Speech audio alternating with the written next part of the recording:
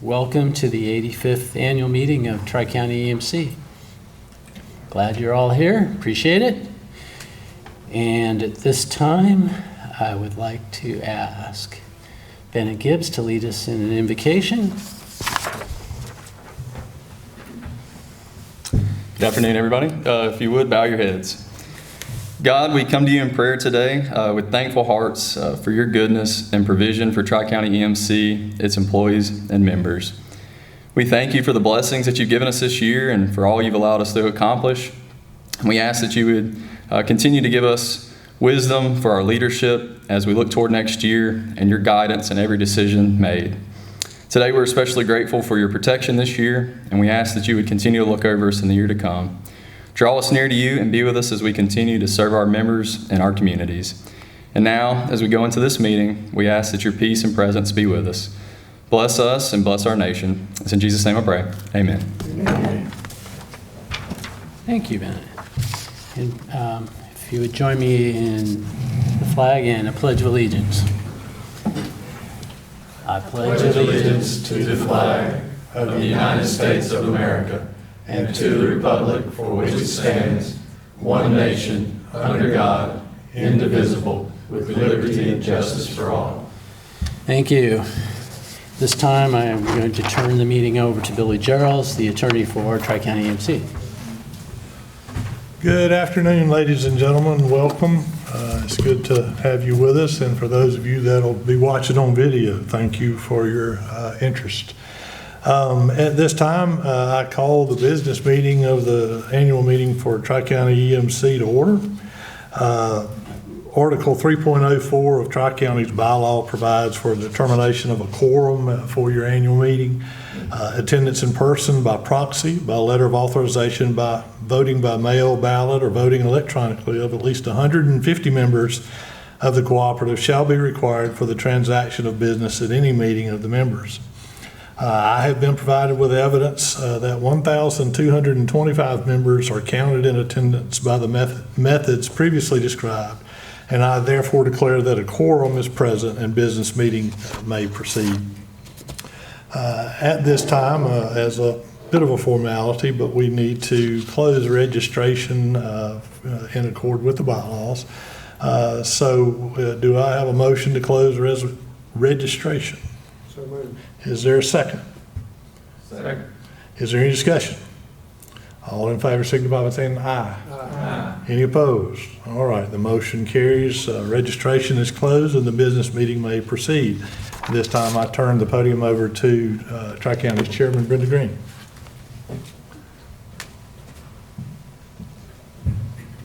Well, good afternoon, and I also welcome you to our annual meeting today, and want to thank you for joining us for our 85th anniversary. Also, the month of October is National Co-op Month, so this is a special month in our industry, and we celebrate cooperatives across our country. Well, it's always important to know where you stand financially. Thus, I report to you that the annual audit was completed by McNair, McLemore, and Middlebrooks, and following completion of their work, they reported to the Board of Directors that they found no fraud or issues of concern, and as a result, issued a clean opinion letter to Tri-County. Your EMC is on sound financial footing, and we are in good standing with all of our financial partners. At Tri-County, we strive to provide you with reliable electricity at an affordable rate. The political environment relating to our industry continues to be challenging. Policies passed in Washington, D.C. do affect and impact what you pay for your electricity. The Environmental Protection Agency's new power plant regulation threatens an electric cooperative's ability to keep our power costs down. They do this by restricting the operation of natural gas and coal generation that is needed to provide reliable and affordable power. The National Rural Electric Cooperative Association has filed a lawsuit on behalf of EMCs nationwide, and this is to petition for a review of the new power plant rules. Well, while this lawsuit proceeds, Tri-County continues to maintain a diversified wholesale power portfolio to ensure reliability in the most challenging times. Plant Vogtle Units 3 and 4 are both online and operational now, And this is safe, reliable, emission-free nuclear energy, and it provides us much-needed additional baseload power to all EMCs across our state. The units are located near Waynesboro, Georgia, and are expected to be in service for 60 to 80 years. Locally, the construction of our new Lake Oconee substation is on schedule, and that is expected to be in service this December. As our winter load continues to grow, this substation will provide Tri-County with the capacity needed to meet the increased demand. When Hurricane Helene recently hit Georgia, Tri-County was spared a catastrophic event. However, we did have approximately 5,600 outages after the storm passed. As soon as it was safe for the employees to begin restoration, they worked tirelessly until power was on for all our Tri-County members, and they did that in record time. However, work for many of our outside personnel didn't stop there. With so much devastation to our south and east, some of our crews went on to help our sister EMCs with their restoration efforts. And I was told today in our board meeting that some of our crews are still assisting some EMCs because there are still members in the state of Georgia that still don't have power today. Well, we help other co-ops because this is principle number 6, cooperation among co-ops in our core set of principles. It's what co-ops do, and it's the cooperative spirit in action. And I just want to take a minute to say how proud I am of the entire team of employees at Tri-County. You know, you see linemen out there in the field, but there's a whole team of people behind them, and it takes a team effort, and we've just got a great team here at Tri-County. They're well-trained, and they're dedicated in their service to you. And you can always rest assured that they stand ready to serve around the clock when Mother Nature brings inclement weather our way. I'll wrap up my remarks with just a reminder, and really this reminder is especially for the younger generation who may not know the co-op story as well as their elders. Tri-County is owned by the members. We exist to serve you. Board members are your elected representatives, and we welcome your comments, suggestions, and ideas. Your input is important. So if there's something on your mind that you believe that would make Tri-County better, let's have a conversation about it. Together, the board and staff continuously seek improvement in all areas of our operations.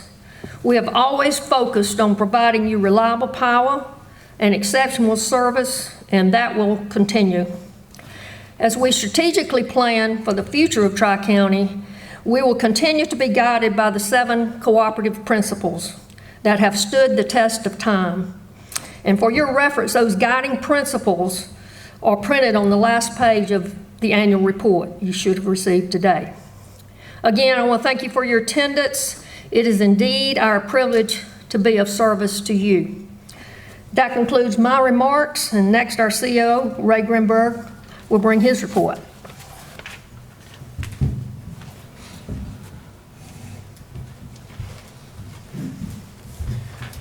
Thank you, Brenda. Good afternoon. Thank you for attending today. It's good to see everybody. Just want you to know, Tri-County EMC is more than wires, poles, electricity, and fiber. It's an organization of dedicated, hardworking people that see a purpose in making their community a better place to live, work, and play. It's the employees of Tri-County EMC that are the keys to our success. As Brenda mentioned, no better example of that can be shown than by the efforts on Friday, September 27th, after Helene passed over Middle Georgia. Recent events show that. Almost everything we use in our daily lives depends on electricity. In today's world, the other thing we cannot seem to live with is access to the internet for information. And Tri-County EMC looked to the future when it created Tri-CoGo. Another way to serve its members, and Tri-CoGo is another way to serve its members and community beyond the bounds of our electric service community territory. All of our communities that are around us are a beneficiary of Tri-CoGo. As we see growth in our part of Middle Georgia, Tri-County EMC now needs to look to the future of how best to serve its members. The cooperative has outgrown its facilities in Eatonton and is in the process of purchasing property in Putnam County to construct a new office and service facility that will accommodate both Tri-County EMC and Tri-CoGo. The new location will allow for faster response to more of our members, make us be closer to where we are, and help serve those in need. We hope to close on that property later this year, and we'll keep you updated on how that is proceeding as soon as we have closed on that property and our plans for the future there. Later this year, we will also commission a new electric substation in Putnam County that will help improve the reliability and accommodate the growth we see coming in that part of the system. I want to thank everyone who supports the mission of Tri-County EMC. The partnerships with our suppliers, contractors, vendors, and associated organizations make it a little easier for us to do our job serving our community. Those in the community support us in good times and in times of storms. And finally, to the employees and the board of Tri-County EMC who make it possible to lead an outstanding organization. I direct very little. They do it all. And now I'd like you to be ready to hear from Greg Mullis, who will talk about the great successes of Tri-CoGo and what his plans for the future are. I know I'm very excited to hear what's to come.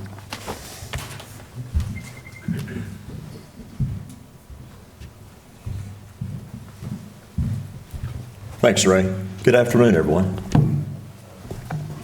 So I'm Greg Mullis, Chief Operating Officer of Tri-CoGo. It's great to see everyone this afternoon. I want to bring you up to date on some of the activities we've been undertaking in the last year. So 3 years ago in September, we served our very first retail customer. In the 3 years since, in fact, to date, we've served 8,550 customers. That's a lot of growth. That's a lot of satisfied internet customers, and we're very proud of that. So in fact, since the last annual meeting, we have added 2,790 customers. So as you can tell, demand stays high. We've grown throughout the year at a rate of 2 to 3% per month, and we're projecting the same for next year. That growth is really largely attributable to word of mouth. People enjoy their service and they talk about it. They tell us time and again that that's how they heard about us, was from a friend or a neighbor. Our goal is to be a great internet experience, not just a commodity. And that's why every new internet service is a custom installation. Every new phone system that we put in is a custom installation. Continually surveying our customers is also a really important part of making sure that we provide quality. This summer we conducted a survey of every customer, and we did something called a Net Promoter Score. And that question really is a simple question: would you recommend us to a friend or colleague? According to a lot of global benchmarks, a score above 20 is considered to be quite good. A score above 50 is considered to be really excellent. I'm not going to name names, but if you Google some of our competitors in our service territory, I think you'll find that their scores are somewhere below 0 or in the single teens. In contrast, you've probably got an Apple phone in your pocket right now. Their NPS score is a 61. Our favorite restaurant, Chick-fil-A, a 58. Amazon comes in at 73. I'm very proud to say that Tri-CoGo's Net Promoter Score is a 90, 9-0. Very, very proud of that. It reflects the trust that our customers put in us and the satisfaction with our services, but it also really reflects the efforts that our staff, our employees go to making every customer satisfied, and I just want to commend our employees for their hard work. A couple of exciting things that are happening this year.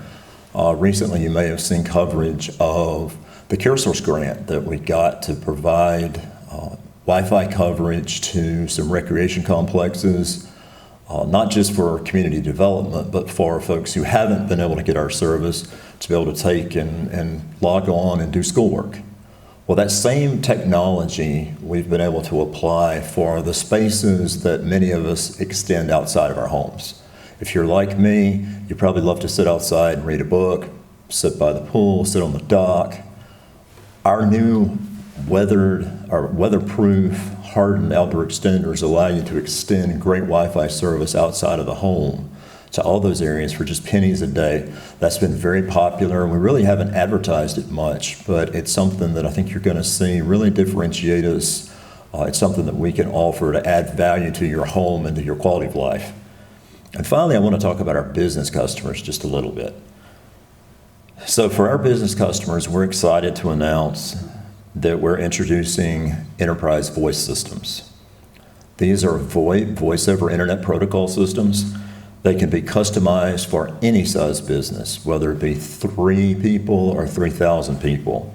But they're really designed with scalability in mind for growth that is effortless. It doesn't require a big box in a closet, but it's a cloud-based product that can grow as your business grows. It's got a lot of flexibility for integration with other systems, and particularly mobility, such that you can work from anywhere, not just from home, but anywhere where there's an internet connection. Your business can respond to customers. And certainly, as much important as anything is the availability of the system to reduce costs. They cost a fraction of what traditional PBX systems cost, and like I said, can grow and change as your business grows. That, as you might expect, is a custom function. If you're interested in that product, I would encourage you to give us a shout and let us send a consultant out that can look with how we can help your business grow. So with that, thank you for the trust that you've placed in us. Tri-CoGo has truly changed this community. We've changed the marketplace. We're proud of the fact that when asked about, hey, I'm new to the community, who do you get for internet? The answer is most always Tri-CoGo. So we're proud of that. Thank you, and y'all have a great afternoon.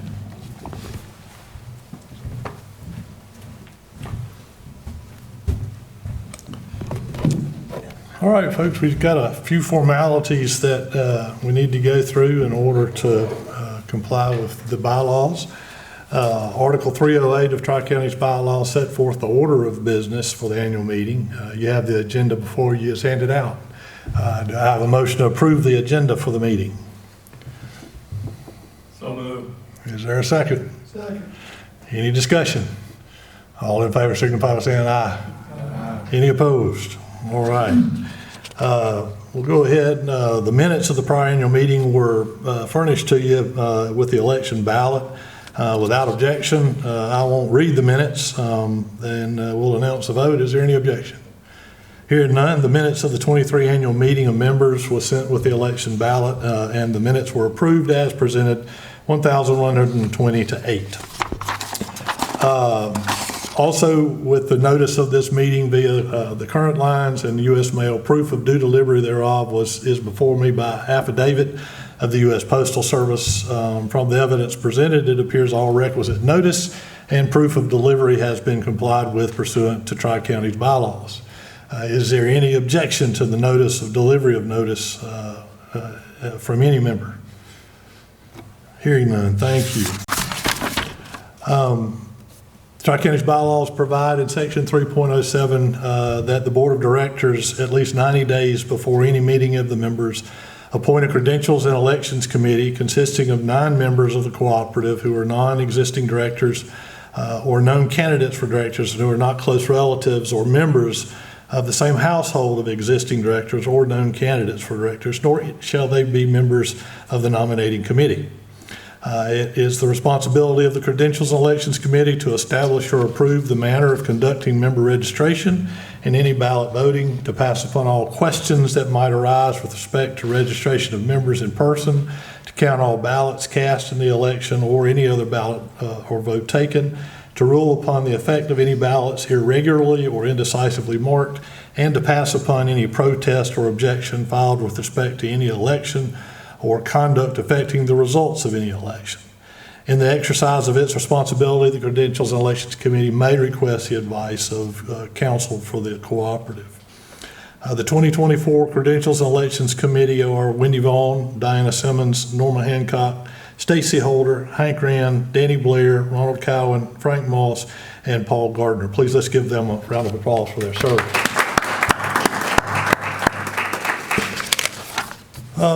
The nominating committee in section 4.06, at least 120 days prior to the annual meeting of members, the board of directors shall appoint a nominating committee. No member of the committee on nominations should serve beyond the following annual meeting unless that person is reappointed. The committee on nominations shall consist of 9 persons who are members of the cooperative, 3 from each of the 3 directorate districts. No person shall serve who is an incumbent director or a close relative thereof or a known candidate for election as defined by section 4.13 of the bylaws. The board of directors shall convene the committee on nominations not less than 120 days before the meeting of members at which directors are to be elected. Excuse me. If any person is unable to serve for any reason, the board may appoint a member to fill the vacancy on the committee from the same directorate district. No person shall serve more than 3 consecutive terms on the committee for nominations. The cooperative shall post at least 30 days before the annual meeting of members a list of nominations for directors by district to be elected at the annual meeting. The committee may include more nominees than there are to be elected, but it shall show clearly which nominees are opposed with respect to the same directorate district and the same regular 3-year remaining year term to be filled. Using a Tri-County petition form, any 50 or more members of the cooperative acting together over their signature, not less than 90 days prior to the meeting, may make additional nominations in like manner, listing separately the nominees with respect to the directorate districts for which they are nominated, and the secretary shall cause to be posted such nominations at the same place where the list of nominations may be made by the nominating committee or posted. The secretary shall cause to be mailed to the members with the notice of the meeting or separately at least 60 days before the meeting, a list of nominations for directors by district to be elected. There shall be no nominations from the floor for the current year's election. On Thursday, June 17th, 2024, the Tri-County Nominating Committee met to consider nominations for Tri-County Board of Directors. At 6 p.m., the meeting was called to order. The nominating committee members in attendance were for District 1, Brent Miller, Emery Crumbly, and Darrell Grant. From District 2, Jerry Shepard, Holt Spivey, Dan Kerwin. And number 3, Chauncey Keaton, Kevin Pope, and Charles Ford. Expiring terms up for re-election were for Post 2 District 1, Jones, Twiggs, Bibb Counties, Chap Nelson. Post 2 District 2, Putnam, Jasper, and Morgan County, incumbent Buck Comer. And Post 2 District 3, Baldwin and Wilkinson Counties, Ed Walker. After a call for nominations for Post 2 District 1, the seat currently filled by Chap Nelson, a motion was made, seconded, and unanimously passed to nominate Chap Nelson for Post 2 District 1 election. No additional nominations were made. After a call for nominations for Post 2 District 2, currently filled by Buck Comer, a motion was made, seconded, and unanimously passed to nominate Buck Comer for the Post 2 District 2 election. No additional nominations were made. After a call for nomination for Post 2 District 3, seat currently filled by incumbent Ed Walker, a motion was made, seconded, and unanimously passed to nominate Ed Walker for the Post 2 District 3 election. And no additional nominations were made. There was no further business conducted, and the nominating committee meeting was adjourned. There were no nominations by petition this year. Therefore, based on the uncontested director elections, I declare that Chap Nelson, Buck Comer, and Ed Walker are re-elected to 3-year terms. Now, is there any unfinished business to come before the meeting from last year's meeting of members? I don't know of any. All right. Is there any new business that needs to come before the meeting of members? Hearing none. At this point in time, then, the 2024 annual meeting of members business meeting has been completed and no new business has been brought. Therefore, as chair of the business meeting, it's my duty now to declare the business session adjourned. Thank you, for your time and attention, and I'll turn it over to Anna.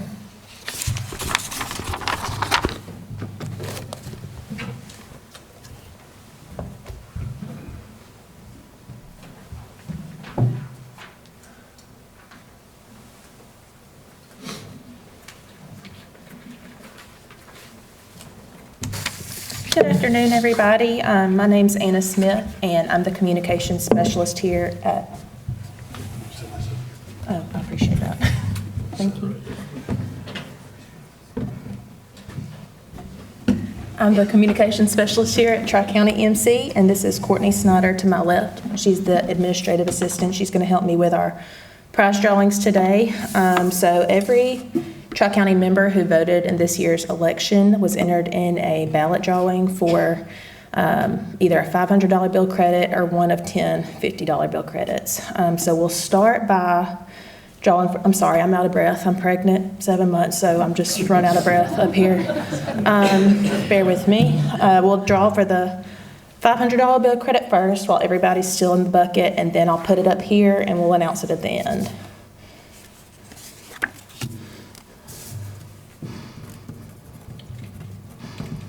Okay. All right, and then we'll go with the $50 bill credits from here. Marjorie Hanson.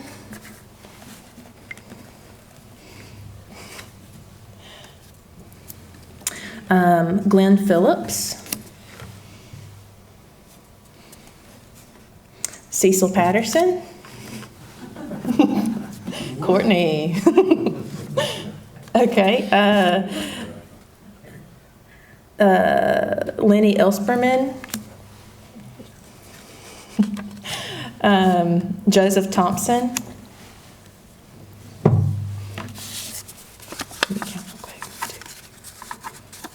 Okay. Gary Roberts.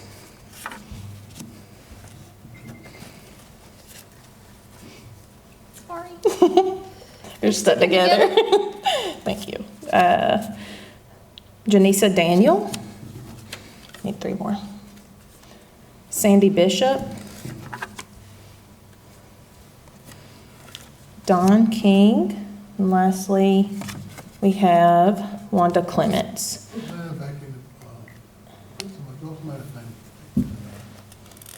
Last one then goes to Charles Williams. Alrighty. And we also have an iron skillet to give out this year. As previously mentioned, it's our 85th anniversary, so it's got our little logo on it. So everybody who attended this meeting was registered to win one of those. That wasn't an employee or a director. And you should have a ticket with you. That number is going to be 202309. Kevin. Congratulations, Kevin. Thank you. All right. And I'll announce our $500 bill credit winner, and that's Janice Ferenczi, and that concludes our ballot drawing.